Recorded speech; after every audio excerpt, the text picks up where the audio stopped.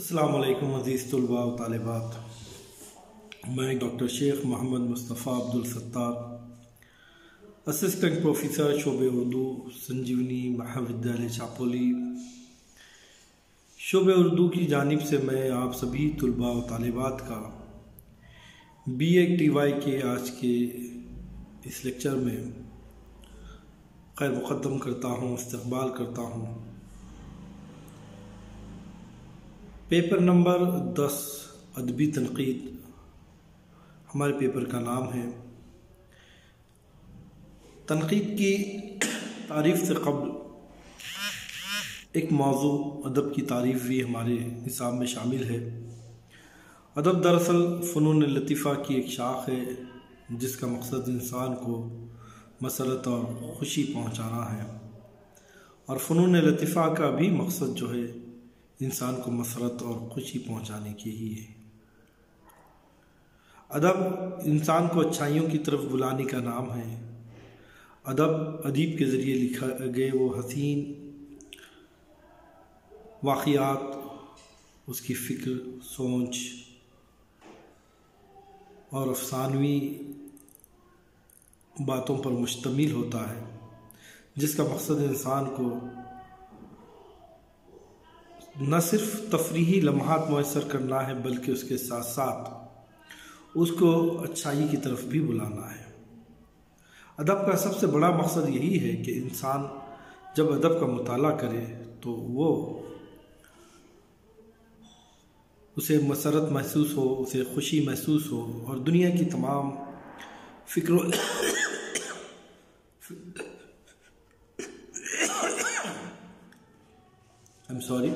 फ़िक्रों से आज़ाद होकर कुछ लम्हात ख़याली दुनिया में हकीकी दुनिया के मसाइब से कट कर ज़िंदगी गुजारे। अदब के लिए तनक़ीद बहुत ज़्यादा ज़रूरी है।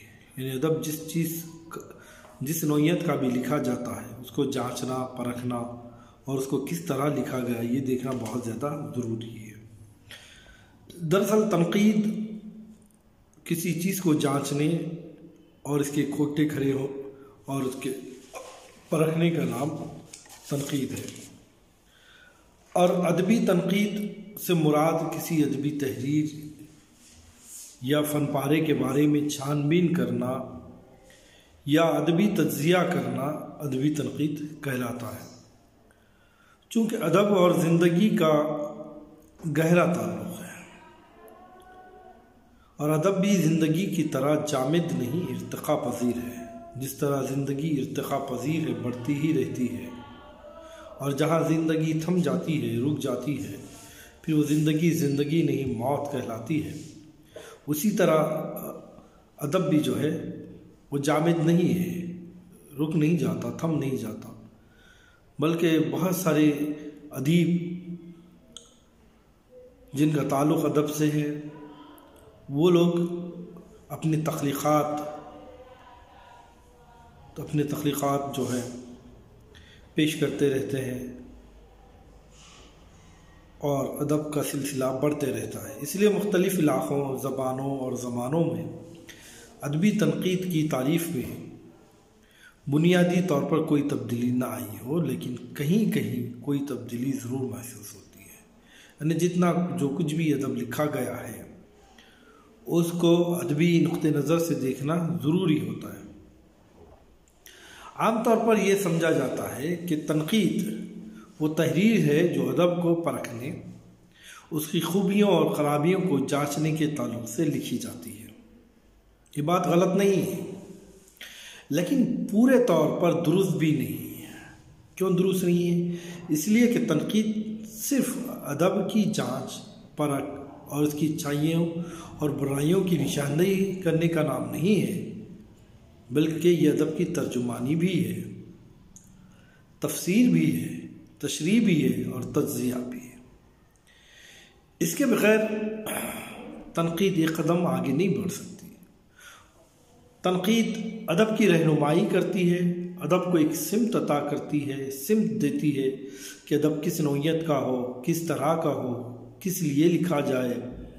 ये अदब जो कुछ लिखा गया क्या वाकई ये अदब है, اگر ادب ہے تو یہ کس نوعیت کا ہے، اس کے وقار کو، اس کے مقام کو تعین کرنے کا کام بھی جو ہے تنقید کرتی ہے۔ یہ بھی کہتے ہیں کہ ادبی تنقید علم اور کامل بصیرت کے ساتھ مناسب پیرائے میں کسی فن پارے کی خوبیوں اور خامیوں کی نشاندہی کرنے اور اس کے بارے میں حکم لگانے کا نام ہے۔ دیکھیے 2-3 باتیں میں آپ کو بتاتا ہوں۔ ادبی تنقید کے لیے جس موضوع پر آپ تنقید کر رہے ہیں اس موضوع کا علم اور کامل بصیرت بھی آپ کو ہونا چاہیے، اس کے ساتھ ساتھ اس کی خوبیوں اور خامیوں کا بھی آپ کو علم ہونا چاہیے، اور کامل علم اور بصیرت کے ساتھ ساتھ فن پارے کی خوبیوں اور خامیوں کی نشاندہی کرنے کا نام جو ہے وہ ادبی تنقید ہے۔ ہر طرح کی تنقید ہوتی ہے، انسان اپنا خود کا جائزہ لیتا ہے نہیں میں، وہ بھی ایک تنقید ہوگی۔ سنگ تراش اپنی مورتیوں کا بار بار جائزہ لیتا ہے پھر اس کو تراشتا ہے، وہ بھی ایک تنقید ہو گئی ہے۔ مصور اپنے فن کو بار بار دیکھتا ہے تصویر اتارتے ہوئے، وہ بھی ایک طرح کی تنقید ہو گئی ہے نا۔ ایک ادیب جب اپنی ادب کو لکھتا ہے تو بار بار اس ادب کا مطالعہ دیکھتا ہے، پڑھتا ہے، سوچتا ہے، اس میں رد و بدل کرتا ہے، پھر اس کو لکھتا ہے، یہ ادبی تنقید کہلاتی ہے۔ اور اے ریچرڈ کے اس خیال کو بھی دہرایا جاتا ہے کہ تنقید کسی مصنف کی تخلیق کے مدلل محاکمہ اور اس فن پارے کی جمالیاتی قدروں کو اجاگر کرتی ہے۔ اے ریچرڈ کہتے ہیں کہ تنقید جو ہے کسی مصنف کی تخلیق، کوئی مصنف کوئی کتاب کو لکھا ہوا ہے، اس کی تخلیق کے مدلل محاکمہ کرنا پڑے گا آپ کو پہلے، اور اس فن پارے کی جمالیاتی جو قدر ہیں اس کے اندر، جو جمال، حسن و جمال اس تصنیف کے اندر موجود ہے، اس کو اجاگر کرنے کا نام جو ہے وہ تنقید ہے۔ ڈاکٹر سید محی الدین قادری زور نے لکھا ہے کہ تنقید میں نہ صرف تفریطی پہلو ہوتا ہے بلکہ تخلیقی بھی ہوتا ہے، کیونکہ جب نقاد اس فن پر نگاہ ڈالتا ہے تب کہیں جا کر اس کے اندر کی خامیاں نظر آتی ہیں، اور پھر اس خامیوں کو دور کر ایک بہترین تخلیق جو ہے وہ فنکار ہمارے سامنے پیش کرتا ہے۔ تو تنقید میں نہ صرف تفریطی پہلو ہوتا ہے بلکہ تخلیقی بھی۔ اس کا کام نہ صرف برائی کی مذمت کرنا ہے بلکہ اچھائیوں کی بھی صحیح طور پر ترجمانی کر کے ان میں ترقی دینا ہے۔ گویا تنقید میں ایک جامع اور متوازن نقطہ نظر کی ضرورت ہوتی ہے، قاری ہی کی نہیں مصنف کی بھی یہ رہنمائی ہو سکے۔ تنقید کیا کرتی ہے؟ قاری کی ہی رہنمائی نہیں کرتی بلکہ مصنف کی بھی رہنمائی کرتی ہے۔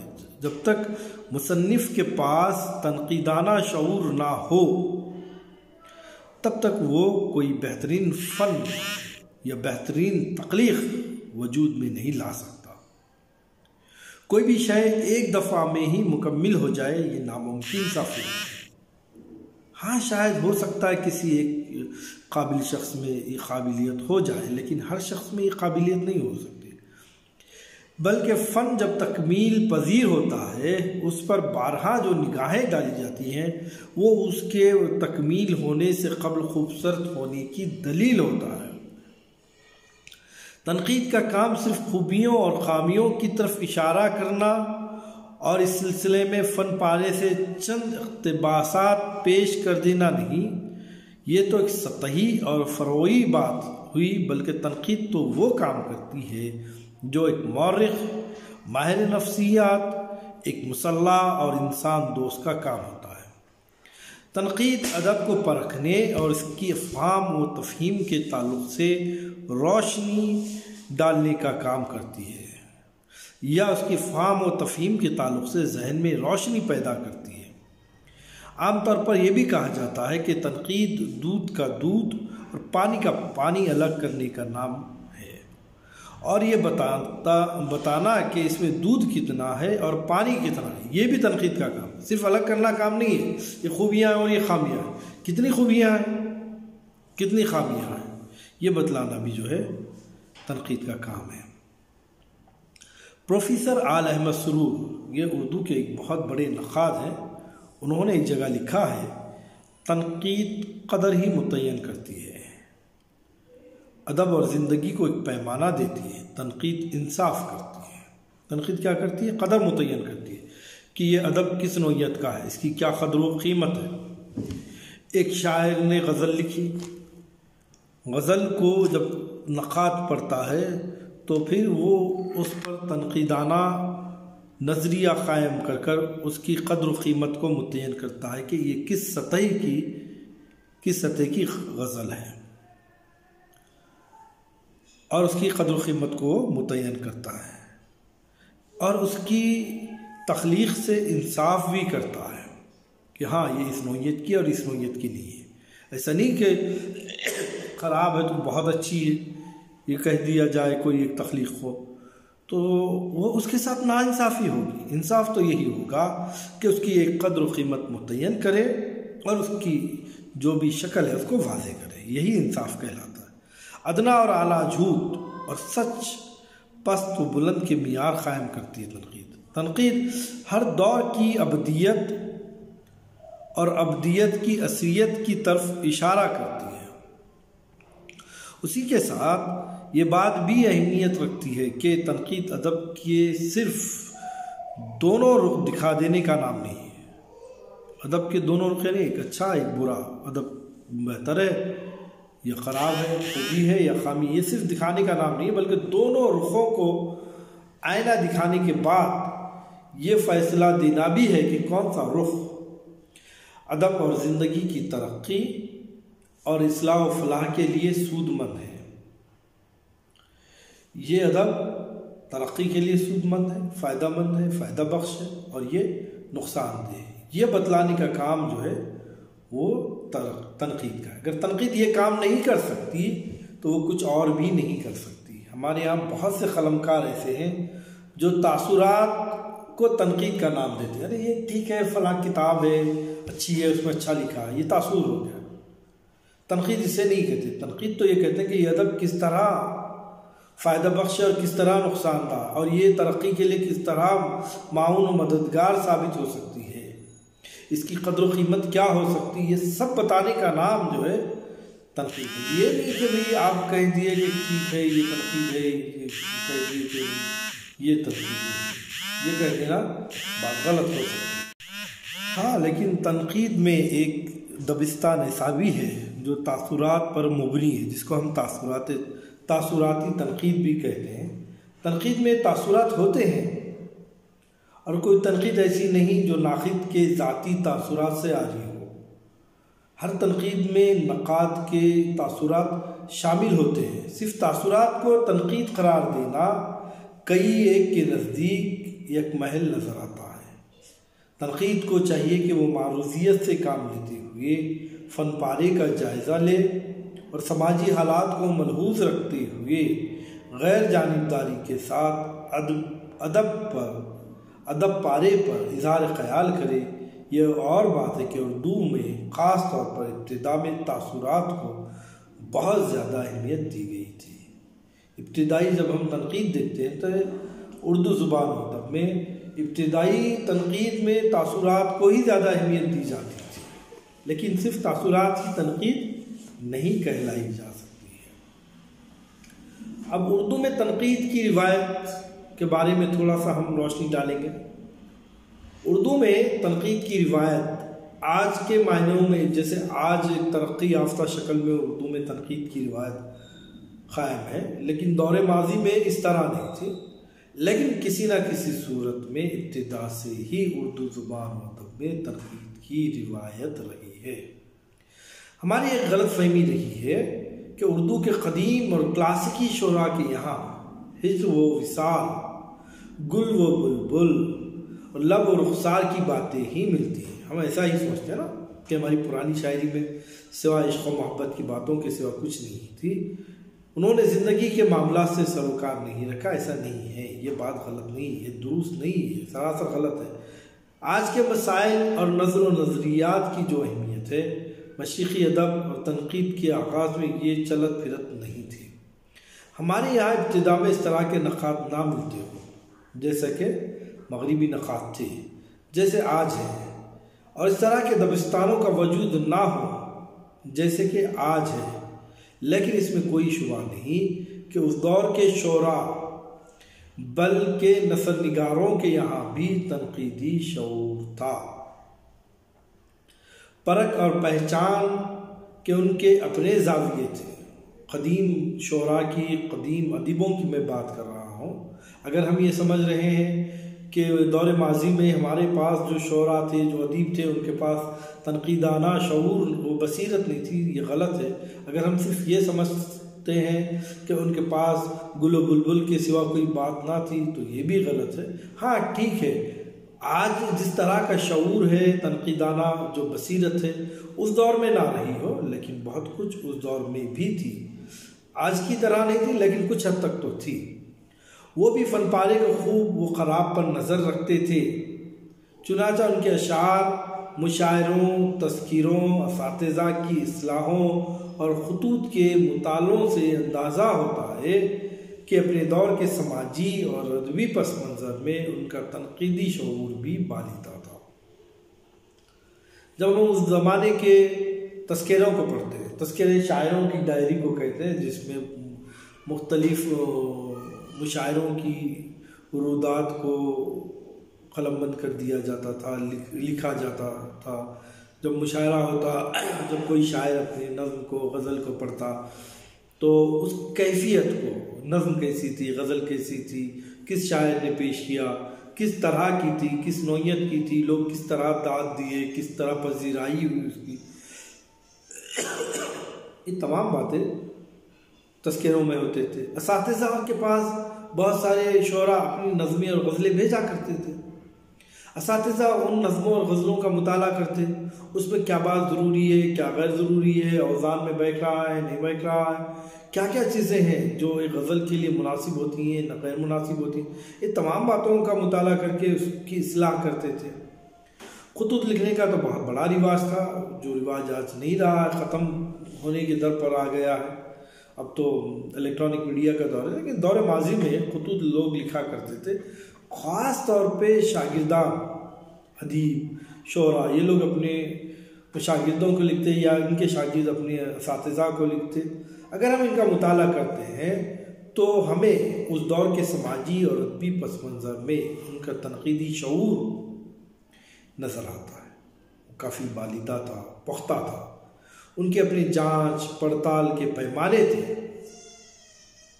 جن پر وہ اس دور کے کلام کو، اس دور کی جو کچھ بھی تخلیقات تھے، اس کو وہ پرکھتے تھے اور اس پر اپنی رائے رکھتے تھے۔ تو اس بات سے اندازہ قائم کر سکتے ہیں کہ اردو میں آج کی صورت میں نہیں، آج جس صورتحال میں تنقیدی دبستان وجود میں آئے ہیں اس طرح تو نہیں، بلکہ لیکن ابتدا سے ہی تنقید کا مزاج رہا ہے۔ اب اردو تنقید کے سرمایہ کا جب ہم تذکرہ کرتے ہیں تو یقیناً اردو کے ابتدائی زمانے میں جو تنقیدانہ شعور کی باتیں ہمیں جن چیزوں سے حاصل ہوتے ہیں وہی اردو تنقید کا سرمایہ ہے۔ ایک شاعری دیکھیے آپ، قدیم اردو یعنی دکنی میں یوں تو اور شاعروں کے پاس بھی اشارے مل جاتے ہیں، لیکن ملا وجہ وہ شاعر ہے جس نے اپنی مثنوی قطب مشتری میں شاعری کے بارے میں اپنے نقطۂ نظر کو وضاحت کے ساتھ پیش کیا ہے۔ بات یاد رکھیے، ملا وجہ نے، یہ دکن کا بہت بڑا شاعر تھا جس نے ایک بہت بڑی مثنوی لکھی ہے جس کا نام ہے قطب مشتری۔ جب یہ لکھا ہے تو اس نے شاعری کے بارے میں پہلے اپنے نقطۂ نظر کو وضاحت کے ساتھ پیش کیا ہے۔ وہ شاعری کے لیے تخلیقی کرب پر زور دینے کے ساتھ ساتھ شعر کو شعوری کوشش بھی قرار دیتا ہے۔ وہ شاعری میں سادگی، نزاکت، معنی آفرینی، جدت، الفاظ کے موضوع استعمال اور الفاظ و معنی کے درمیان جسم و روح کے تعلق کو مد نظر رکھتا ہے۔ کہتا ہے کہ الفاظ ایسے استعمال کیے جائے کہ خالی بلند معنی سے ہمکنار ہو۔ اب جب ہم اس کو پڑھتے ہیں تو ہمیں اندازہ ہوتا ہے کہ یہی تو تنقید ہے کہ شعر اس طرح ہونا چاہیے، اس طرح نہیں ہونا چاہیے۔ ہاں،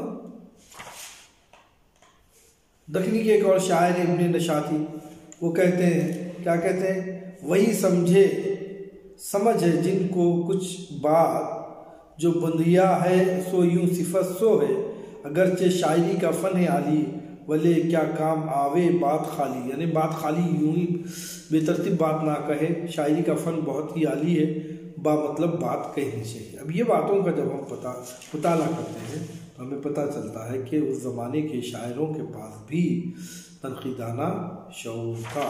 لہٰذا اردو تنقید کے سرمایہ میں ہمیں شاعری کے ذریعے سے تنقیدانہ شعور بھی ملتا ہے، تنقیدانہ موضوع پر ہم گفتگو کر سکتے ہیں۔ اس کے بعد جو دوسرا موضوع ہے وہ ہے مشاعرے، اور مشاعروں کو انشاءاللہ تعالیٰ ہم دوسرے لیکچر میں پڑھیں گے۔ آج کے لیے اتنا کافی ہے۔